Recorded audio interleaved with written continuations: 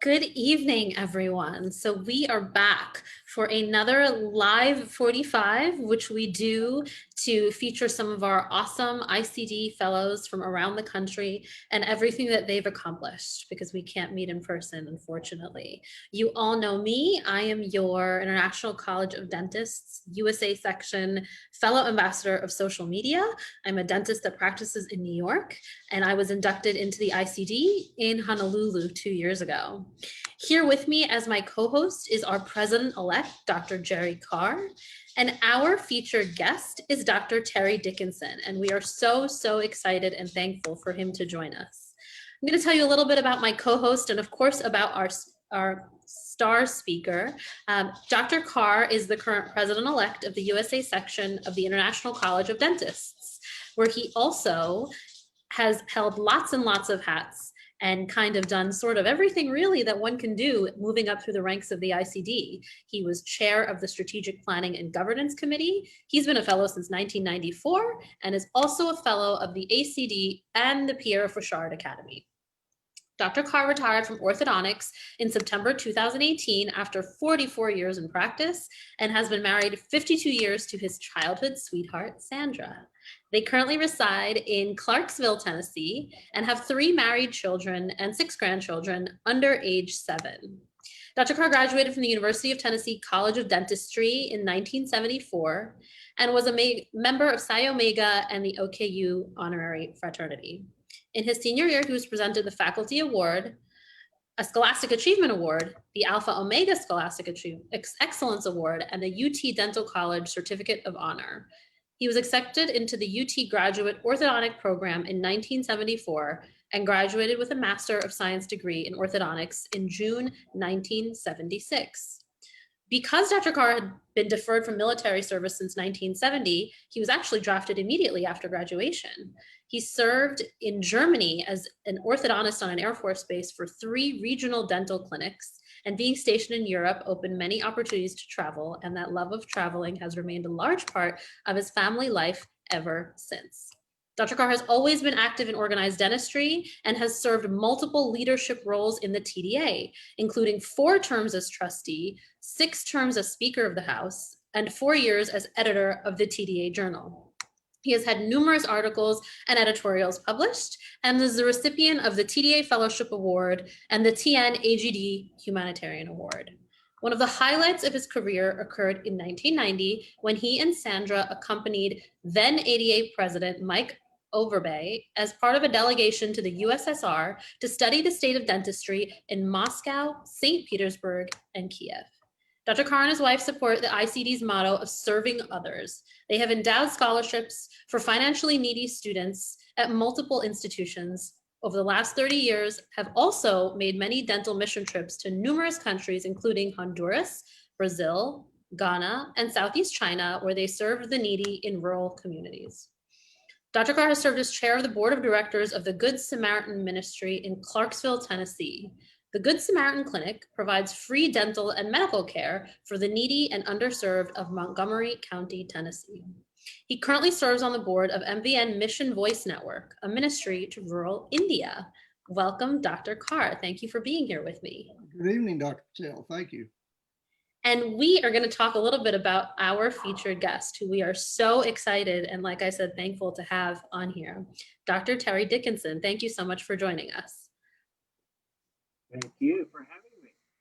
So Dr. Dickinson comes to us as the past executive director of the Virginia Dental Association and the founder of the Missions of Mercy National Project and the founder and CEO of Emerging Leadership LLC. I actually got to participate in my first mom last year in Colorado with Dr. Setterberg and Sherry, and that was a really great experience. Dr. Dickinson attended the University of Texas at Austin for his undergraduate program, and then attended the University of Texas Dental Branch at Houston, where he received his DDS degree. He then served 2 years with the U.S. Air Force as a dental officer, where he received the Air Force Commendation Medal for his contributions supporting the mission of the Air Force Dental Corps. Dr. Dickinson then entered private practice in Houston and quickly became involved with organized dentistry and served in all officer positions of the Greater Houston Dental Society, including president. He was director and vice president of the Texas Dental Association and was appointed by then Governor Mark White to serve as a 6-year term on the Texas State Board of Dental Examiners. After 30 years of private practice, he was hired to serve as the executive director of the Virginia Dental Association in 1999 and served in that position until 2019. Dr. Dickinson's awards are numerous, and some of them include the Virginia Primary Care Association's William E. Cole Award in 2001 for his vision and leadership in the area of access to care, 2 presidential citations by the American Dental Association for his efforts in bringing needed care to those less fortunate, the Director's Award from the National Health Service Corps after serving as chairman of the National Advisory Council in 2005, and an award from the Virginia Department of Medical Assistance Services for his leadership role in the Smiles for Children Dental Medicaid program. He was also honored by the National Rural Health Association as its 2008 Practitioner of the Year. Shortly after arriving in Virginia, he came up with the idea for the nationally known Mission of Mercy Project, MOM, and was dental project manager of the Katrina MOM Project in New Orleans. He currently serves on the VCU School of Dentistry's Board of Advisors as an adjunct faculty member. He is a national spokesperson for the ADA on the subject of access to care and served on the ADA's task force for Give Kids a Smile. In 2007, Governor Kane appointed him to the Health Reform Commission, where he served on the Access to Care subgroup. And in 2010, the ADA honored Terry with its Humanitarian Award. And in 2009, he was honored to receive the National Governors Association Distinguished Service Award for a private citizen. ICD honored Dr. Dickinson with its Humanitarian Award in 2016. His passion continues to be making a difference in the lives of those most in need. Thank you so much again for joining us from all of us. My pleasure. Thank you. So before we get into it, I want to let everyone know that this is being streamed live right now on our International College of Dentists USA section Facebook page. It will be archived so that you can view this at any time. If you have any comments or questions, or you just want to let us know that you're watching, please drop a message in the comments box on the video below. If you have any specific questions you'd like us to answer, time permitting, we will answer them at the end. And I will make sure to get some contact information for Dr. Dickinson for anyone who may want to reach out further. Dr. Carr, you want to get right into it? Yes. Terry, first of all, I want to thank you again for being with us this evening. It's indeed our pleasure. And I'm sure all of your fellows of the ICD are delighted to have you here tonight. To begin our conversation, I would like to ask you to share with our viewers how it happened that after 30 years as a dentist in Texas, you left a very successful practice to begin a new chapter of your life as the executive director of the Virginia Dental Association, a position that you then held for the next 20 years. Can you enlighten us on that? Well, it's certainly a convoluted journey that I've had, but I did want to straighten out one thing, Dr. Carr, before we got started, and that was the difference between a certain UT that uses kind of a different orange than the real UT, which is in Austin, Texas. So I just wanted to make sure you remember that. It's I do. I also remember we sent you a lot of help at the Alamo. That's exactly right. You're right there. So we are cousins in effect. So as you can tell from my resume, that I get bored easily and like to do different things. And so the path that I took was filled with a lot of different activities, both in organized dentistry and in the industry itself. I was actually worked for Procter & Gamble in the 70s and 80s part-time as a clinical examiner for them, and was on studies that did pressed tartar control. We did Paradex, several of fluoride toothpaste, and I was a examiner for the papillary marginal gingival index. That's a mouthful, but I just found myself wanting to do more and more things. Personality tests kind of tell you some things, and mine's kind of a creator, innovator, And so I just don't sit around well. And but I love my practice. But I hit the 25-year period, and I was in a study club with 3 other dentists, and we had brought in a speaker um, from out of state because we chose our own subjects for our study club and our staff. And the name of the course that we designed was How to Create the Practice of Your Dreams. And so we brought in a speaker from the Seattle area who's a developmental psychologist, and which I thought was appropriate for her to work with a bunch of dentists.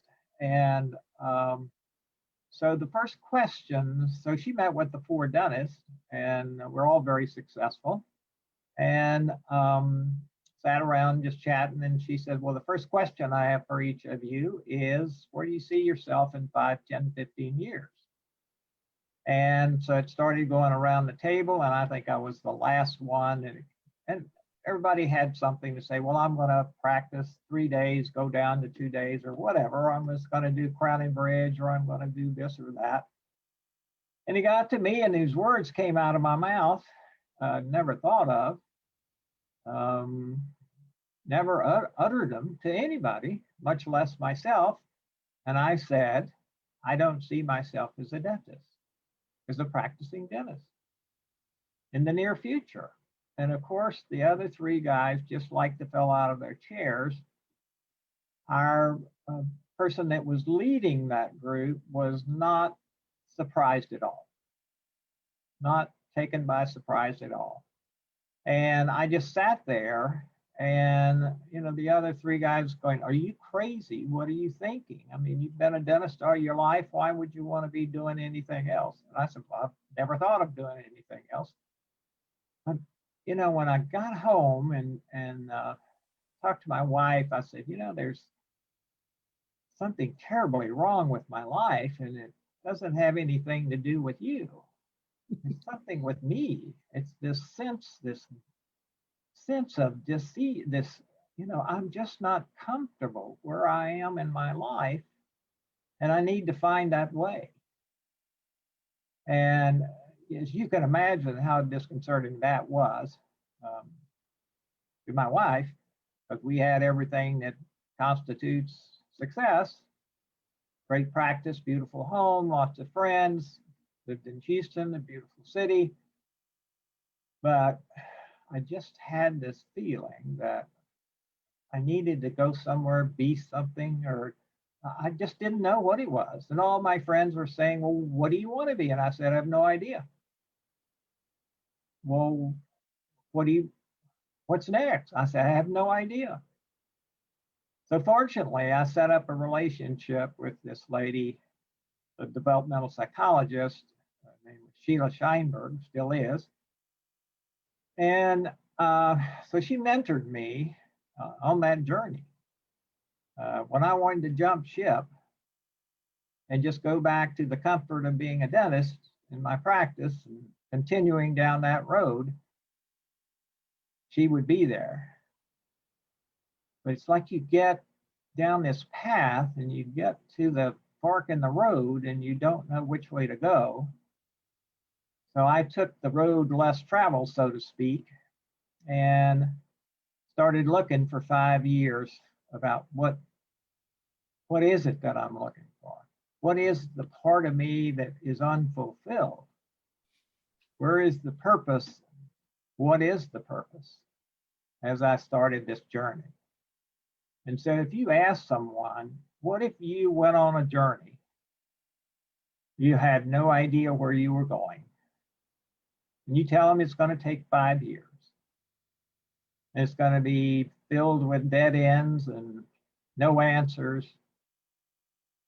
Would you go on it? And I doubt very few people would, because it's a lot easier to stay home, so to speak, and continue to do what you do. But I pushed by Dr. Scheinberg to continue that journey.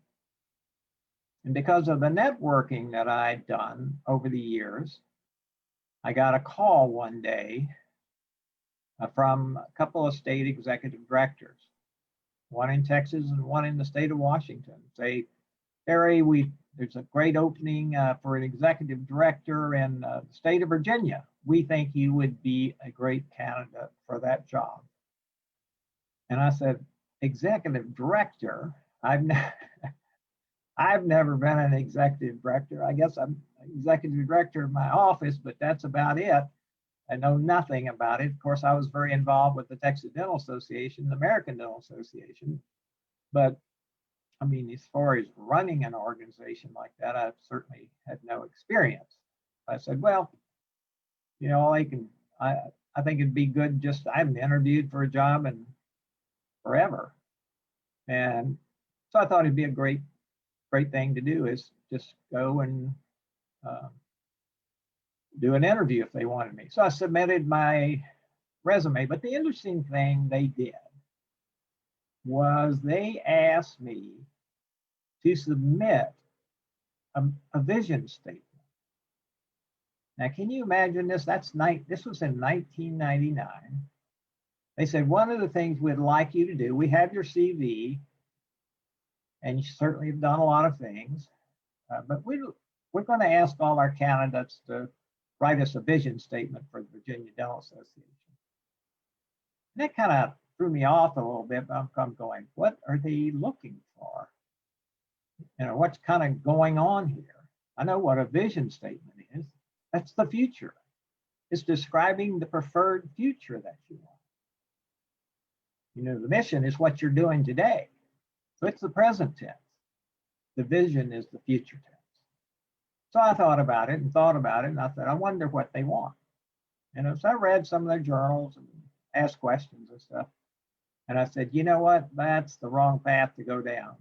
I'm going to write the vision statement that I see down the road 15 or 20 or 30 years.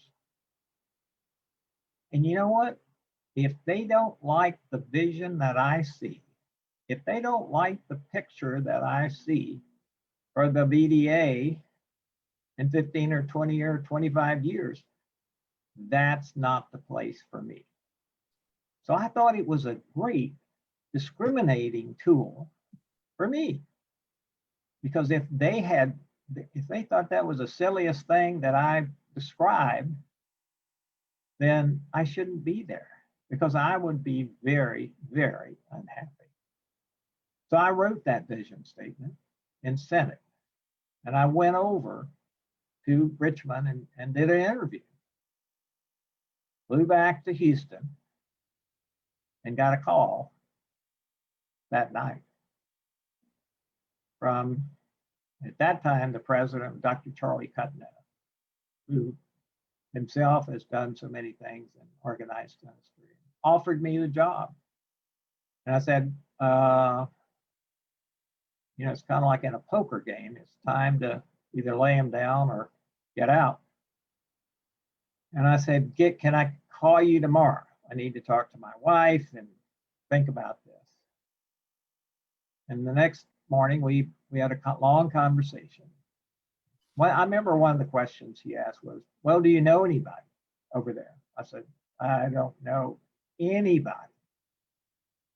I mean, I just didn't know them. I mean, I knew a lot of people around the country, but I didn't know anybody that, you know, that did the interview. There were about 12, 13 people, I guess, doing the interview for, it seemed like it went on all day, but it's probably only 2 or 3 hours. And I said, but you know what? We're on a journey. And if you and our dog will go on the journey with me, I'll go. But you got to go with me. And I don't know really what I'm going to be doing other than running an association. But and I don't know if that's my purpose. I don't know if that's the ending. Have I reached my destination? I don't know that. But I said, one of the ways we're going to find out is we're going to go. Because I had my purpose in life. And it's what's so important and matters to me as an individual So I was comfortable with that, but I didn't know if I would find it in Richmond, Virginia. So off we went. I sold my practice to my associate. He had first choice to do it.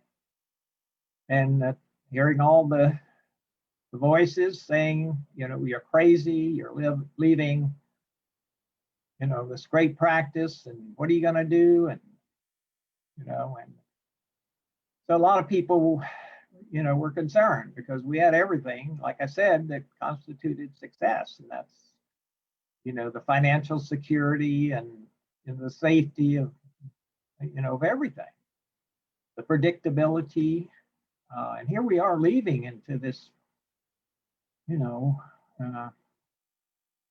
it's kind of the story, the biblical story of into the promised land. And I was as, doubtful as the Israelites, following Moses, so to speak, because I just didn't know, but I just went on faith.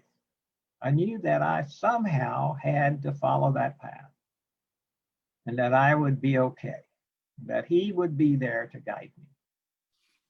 And so I went on faith, not knowing if this was what I'm supposed to be doing or just listening to myself, and transported myself. So I sold the practice in May and I was there in July of 1999 and started learning.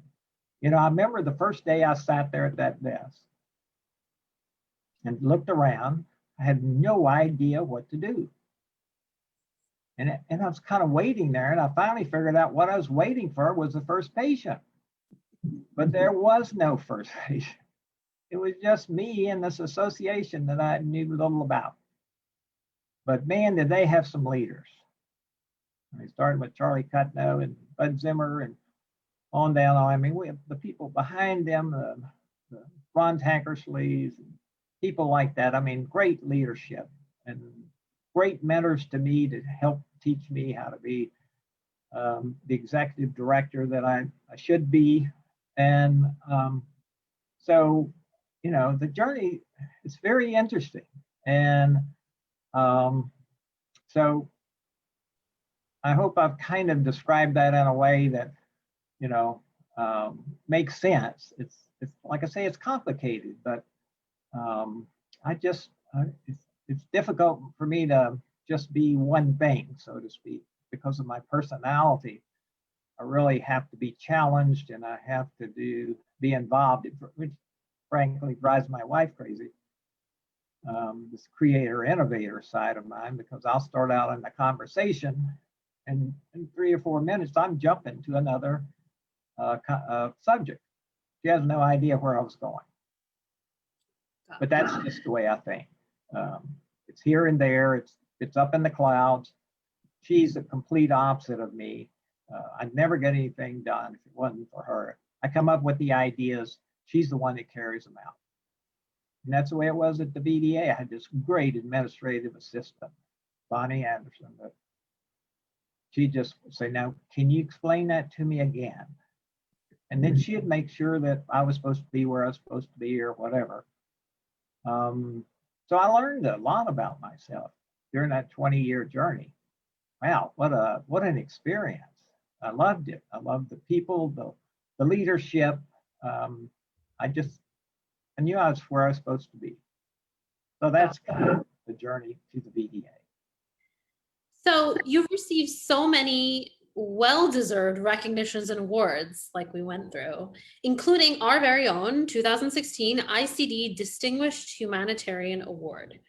One of our mottos is obviously serving others here in the ICD, and we take that very seriously. Tell us about what inspired you to look for ways to serve others.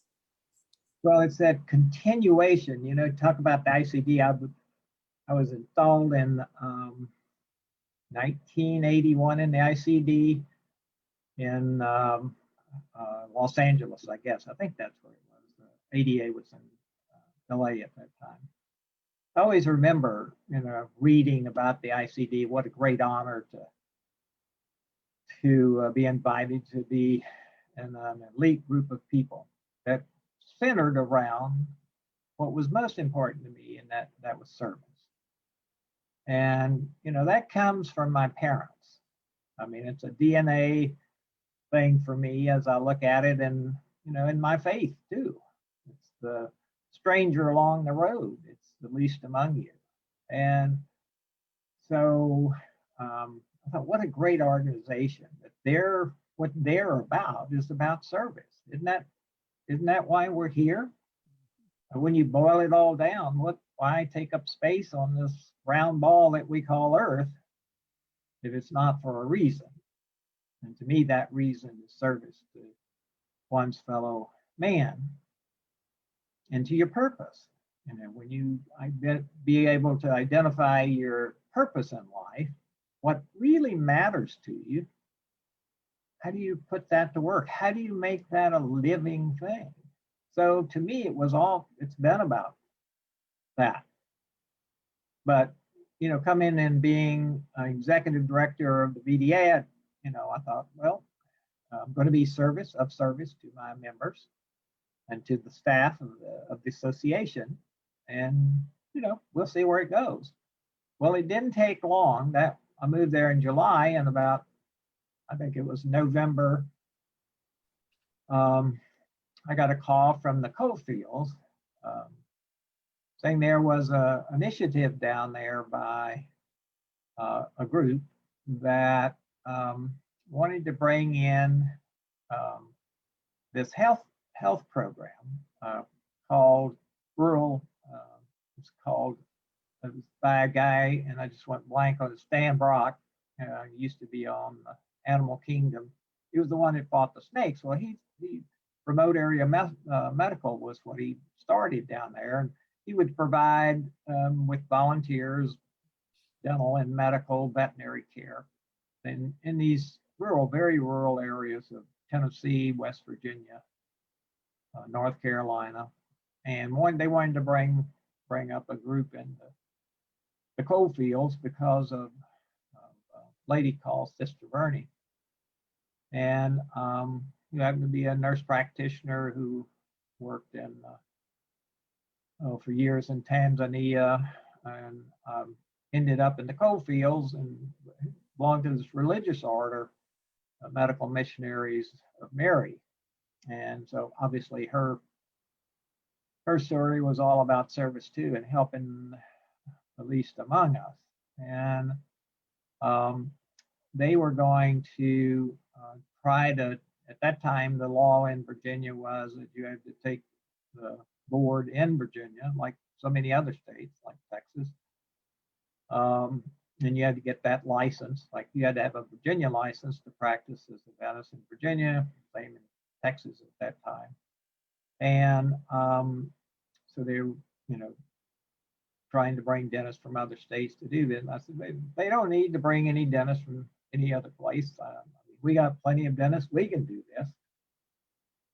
So I went down there to the coal fields and met with a group there, and including Stan Brock.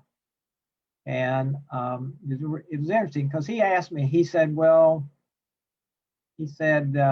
so you think you can get some dentists to come and do the dental part? And I said, well, I've never done this, but I think we can.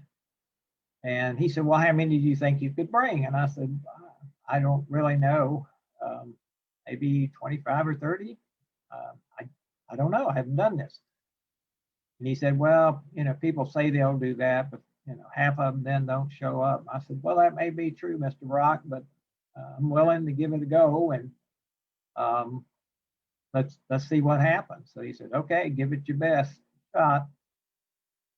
And so we recruited dentists. We got supplies and chairs, and where you talk about a MASH unit, I mean, there's nothing like it is today. Let me tell you, it was. I'm not sure we had X-rays for several years until we got where we could get a pan on a trailer and haul it down there. And it was pretty rudimentary in the beginning. But so my concern then, once I got all these volunteers, which I didn't have a lot of problem with, was, are there going to be any patients? because there's nothing worse than having a bunch of volunteers that come to help, you know, whatever, to serve, and there's nobody to serve.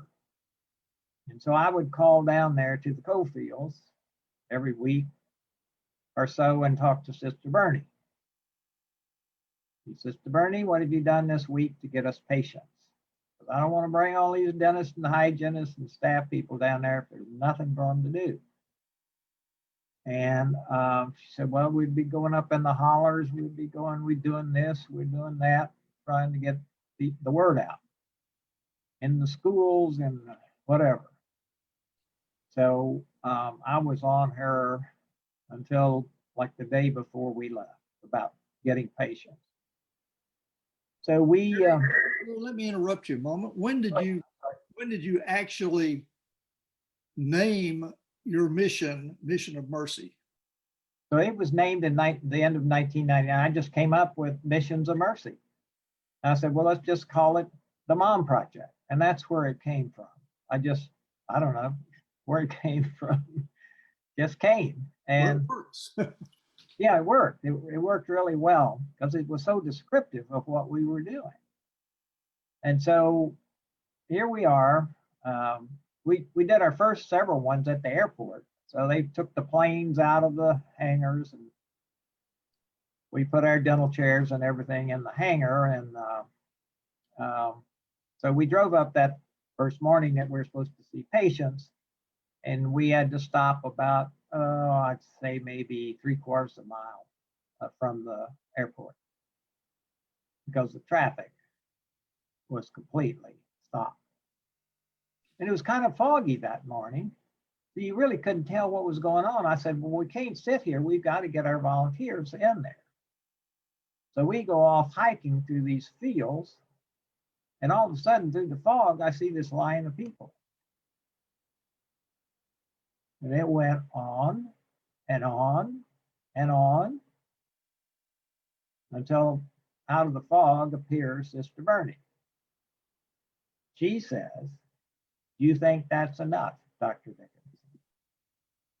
I said, Sister Bernie, I think that's going to do it for today. They turned away 1,000 people that day because we simply didn't have the resources to see them. 1,000 people that drove, no telling how long, to get needed medical and dental care. And that was kind of the story from then on was, you know, we always seemed to turn away people. So the latter years that we've been doing this. So we've done over 100 of those missions, the Virginia missions, but it was interesting, the word gets out and people want to duplicate it. And I never dreamed, my wildest dreams, that it would be a model that could be taken. I knew it could be taken anywhere, but there's Sister Bernie. She is a heart of gold. She talk about service. She is all about service and just amazing. One of the most amazing people I've met in my life. I mean, she just was a blessing in my life. So that was our 20th year that we were there. Obviously, that's not an airplane hangar or a fairgrounds. We upgraded to the Convocation Center there at UVA Wise, but she has the heart that holds it together, believe me. And I guess that's the other thing is that when you get involved in service work, just like what the ICD does, is that you meet people that have the same kind of heart. They have that same feeling of service in their heart, and their mission, their purpose is all about service. It's what matters the most to them. And so you're hanging around with people that believe the things that you do. You're supposed to be doing this. And one of the volunteers said, you know, I come to these missions and says, I'm so tired when I leave, but he said, and people thank me so much for what we do. And he said, I always feel like, you know, they feel like they're getting the gift. And he said, I feel like I'm getting the gift. So it's like it recharges your spirit to be able to be a part of something like that. It has just been, and now it's like in 35 or 36 states, I believe. America's Care Dentist Care Foundation now has taken over the national part. We did some early work with 4 or 5 states to get them started, and it just got to be too much. And so thankfully someone had sense to form a national foundation, and they've been very, very successful for that. But I never dreamed that I'd be a part of something like that. That wasn't my object, my objective. Just be doing something that brings me that sense of purpose. Pretty amazing. Terry, would you say that this Missions of Mercy has actually sort of filled the hole in your heart more than even being executive director of the VDA? And also, would you kind of fire up maybe some of the younger people that have started out on this adventure, but they really haven't had enough time to appreciate what it can do for them as far as being fulfilled is concerned? Yeah, it did fill that hole. I remember that first time that we did that, and I was kind of by myself and just kind of taking it all in. And I remember saying, kind of looking up and saying, I get it. Thank you for leading me here. But this is what it's about. I said, this is what I was looking for. I had no idea. I knew it would come sometime and someday. I just had no idea.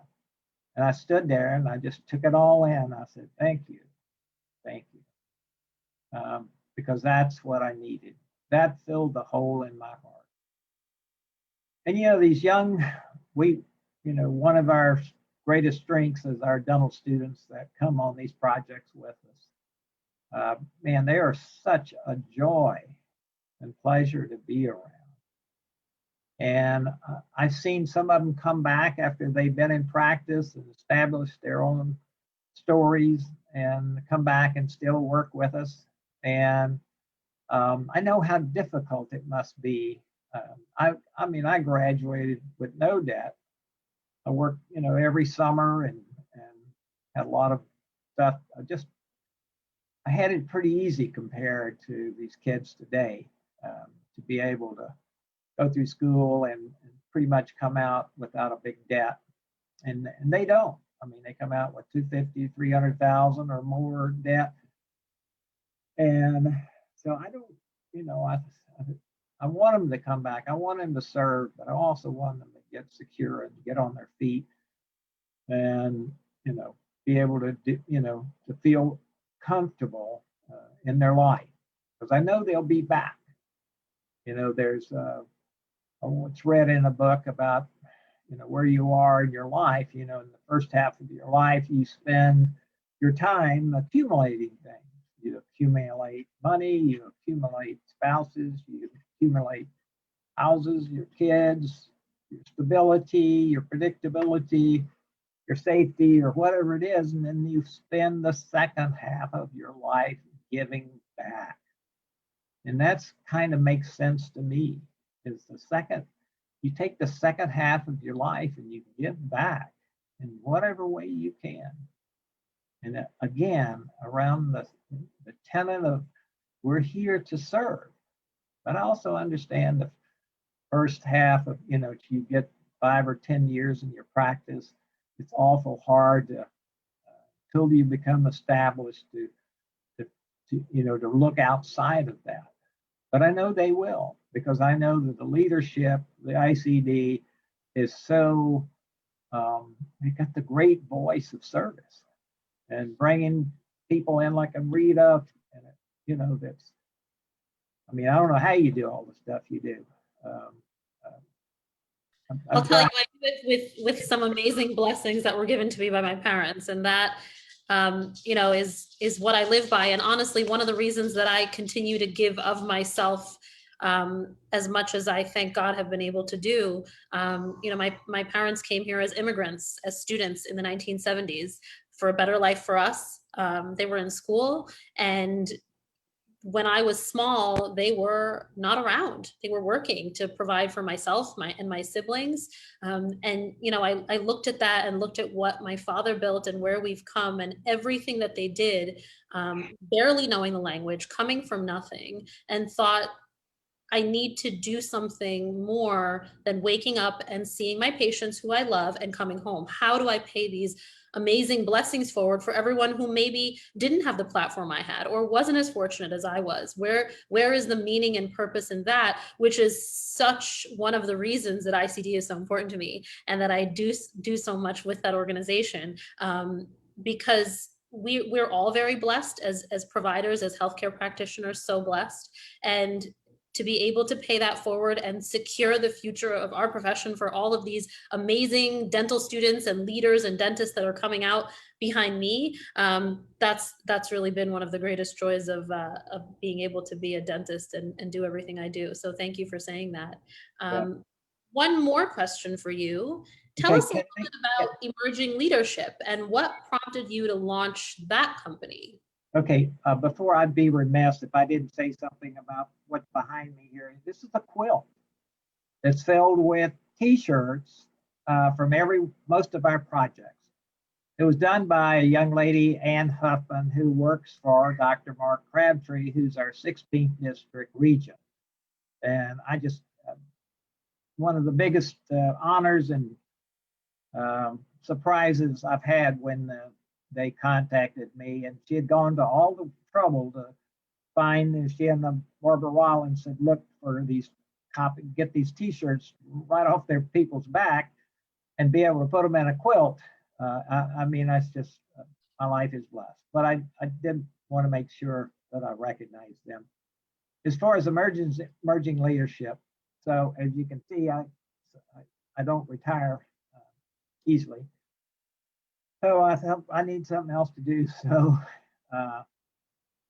I worked with young people on leadership, developing leadership.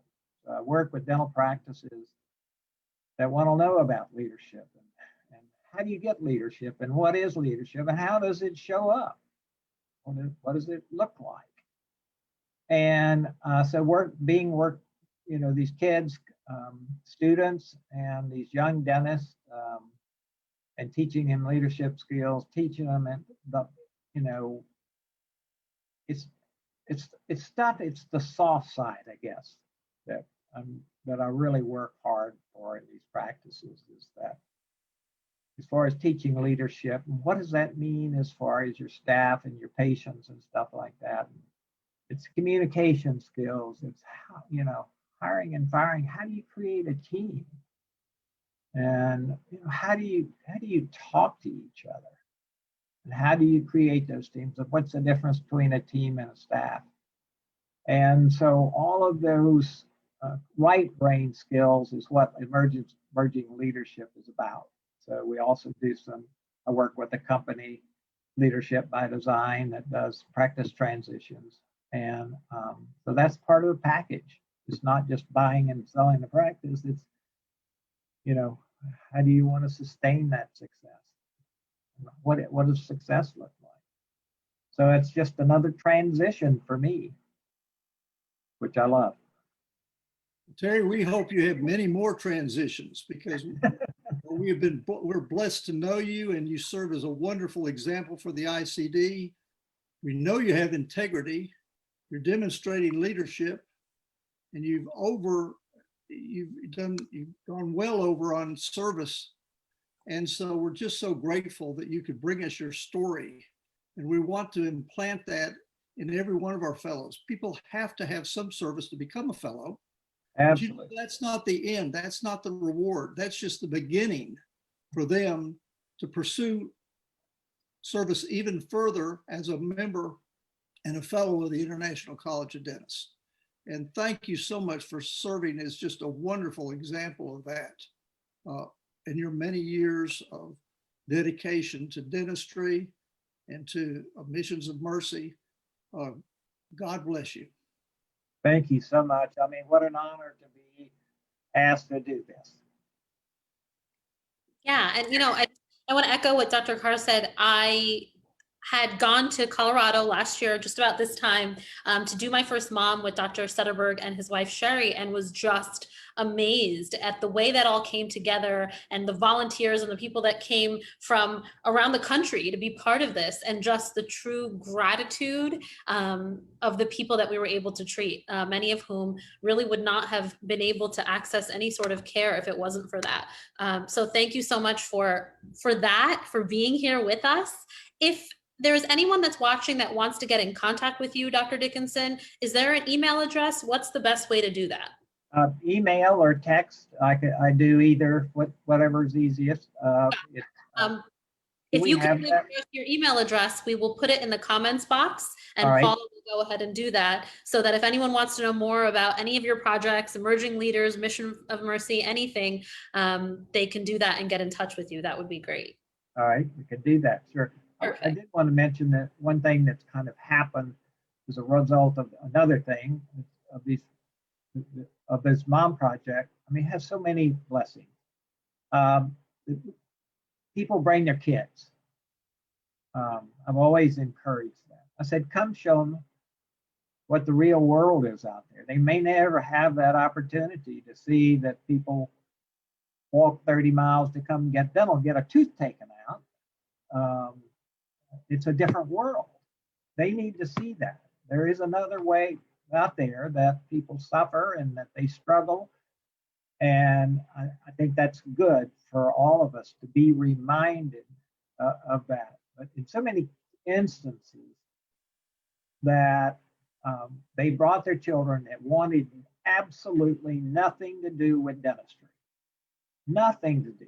They just feel like they've been dragged from their vacation or whatever it is, forced to come here to the Mom Project where there was no air conditioning. And it's July and you're sweating. But you know what?